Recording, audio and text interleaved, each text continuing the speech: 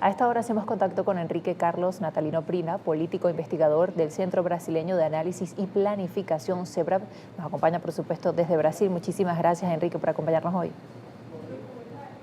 Mucho gusto estar aquí en Globovisión hablando con usted en Venezuela.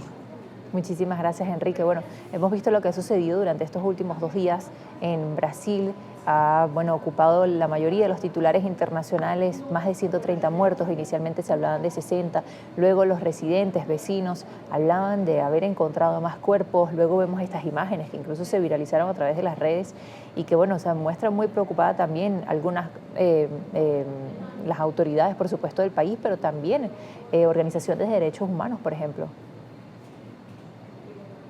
Sí, esta operación denominada contenção, ela se convirtió en un evento policial más mortífero registrado en la historia de Brasil, ¿no? Es un evento que ya estamos hoy con 130 fallecidos, o que genera una polémica internacional.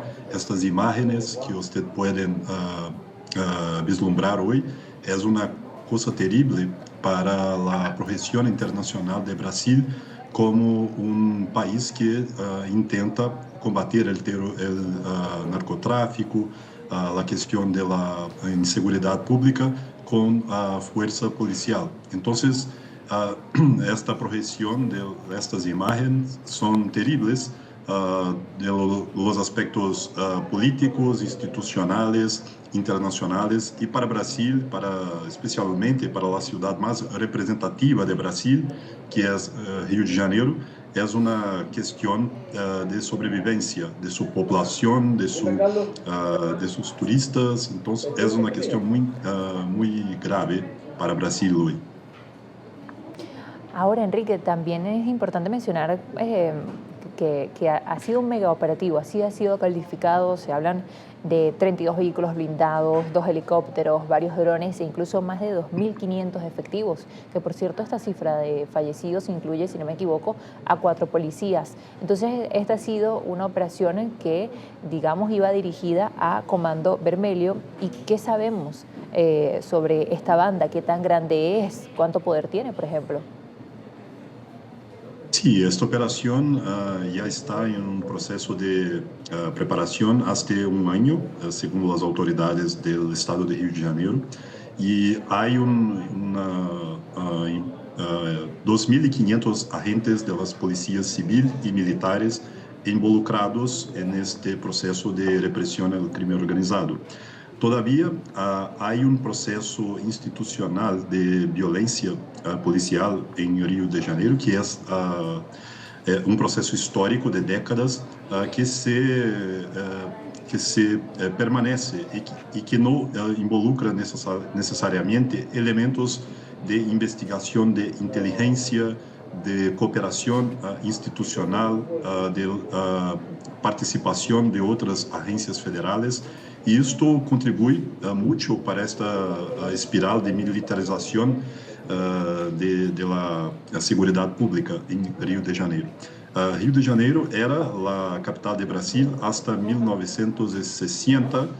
Desde entonces, Río se ha tornado una ciudad de inseguridad porque las instituciones están abandonando Río de Janeiro, principalmente el gobierno federal.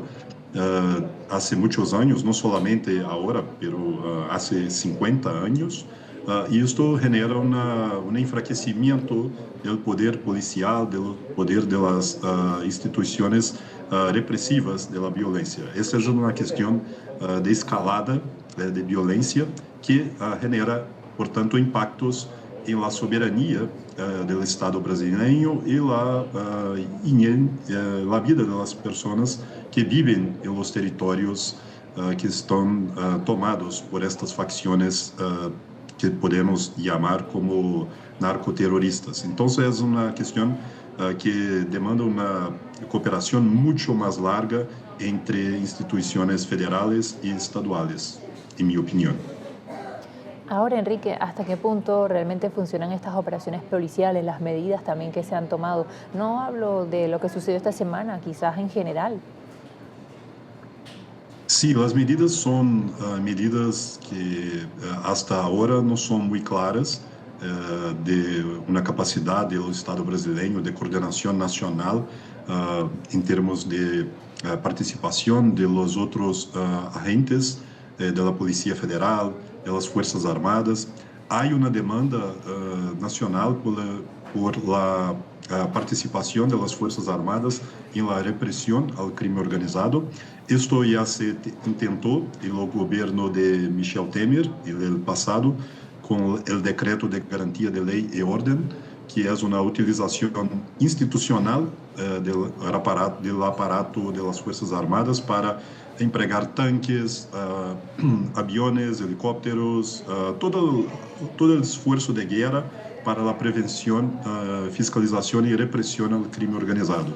Hasta ahora, el gobierno de Río de Janeiro y su gobernador apostaron todo en este esfuerzo que, en mi opinión, fue un esfuerzo más descoordenado con las otras instituciones brasileñas, o que facilita muy la polarización política nacional y dificulta mucho la implementación de soluciones más complexas, más baseadas en un aparato más efectivo contra el crimen organizado y el narcoterrorismo en Río de Janeiro.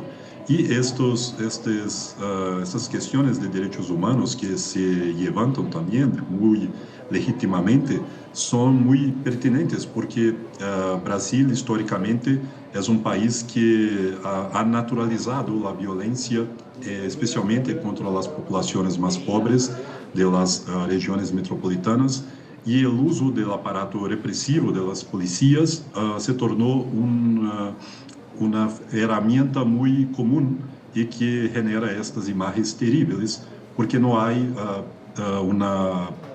una implementación efectiva de inteligencia, de un aparato más institucional para reprimir la criminalidad con las leyes y no con una lógica de guerra.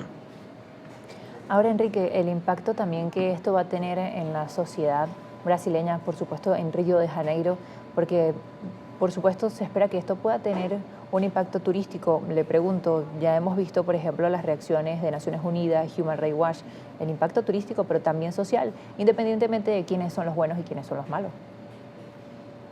Sin duda, el impacto en turismo en Río de Janeiro es enorme porque es la vitrine de Brasil, ¿no? Es la puerta de entrada de Brasil y la ciudad más importante en términos internacionales. Al mismo tiempo, la población de Río de Janeiro está en un proceso de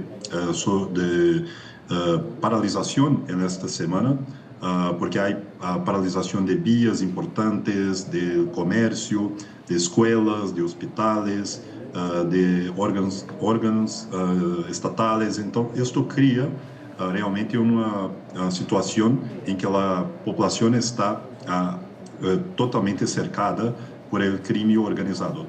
Hay un esfuerzo muy grande para esta represión y esto naturalmente para la proyección que el Estado de Río de Janeiro, la ciudad de Río de Janeiro y el gobierno federal hacen de proyectar Brasil como un país estable, un país que tiene soluciones para estos problemas sociales. Esto es un revés muy importante. Creo que el gobierno federal de Lula tiene la intención de aumentar el esfuerzo de cooperación federal para apoyar el Estado de Río de Janeiro en este momento crucial, para crear más alternativas, implementar más acciones de prevención, implementar una fiscalización más larga de los aeropuertos, para entrada de armas, para entrada de narcóticos en Río de Janeiro. Y esta es una cuestión que demanda también una coordinación con otros estados vecinos de Río de Janeiro. Entonces, creo que sí, es un lamento que Brasil tiene esta cuestión y Río de Janeiro, sin duda, va a sufrir un revés en términos de atracción de turistas y de su proyección como una ciudad maravillosa, ¿no? Muchísimas gracias, Enrique, por acompañarnos hoy. Y bueno, también mencionando un poquito de las declaraciones más recientes, por ejemplo, Argentina pidió reforzar las fronteras, por ejemplo, el presidente electo de Bolivia también se lo pidió al presidente saliente, así que esto también ha generado una preocupación en la región. Gracias, Enrique. Sí, sin duda. Creo que es un problema, hoy es un problema internacional y regional que debemos enfrentar juntos y creo que la participación de otros presidentes, de otros gobiernos en la búsqueda de soluciones para el crimen organizado es una cuestión transnacional, no solamente nacional. Entonces veo con muy buen esfuerzos esta participación de otros jefes de Estado para apoyar Brasil en este momento crucial de fragmentación del crimen organizado en su territorio. Muchísimas gracias, Enrique, por acompañarnos. Enrique Carlos Natalino Prila, político e investigador del Centro Brasileño de Análisis y Planificación, CEBRAP, nos acompañó desde Brasil. Son las 11:53 minutos. Ya regresamos con más de noticias Globovisión Internacionales.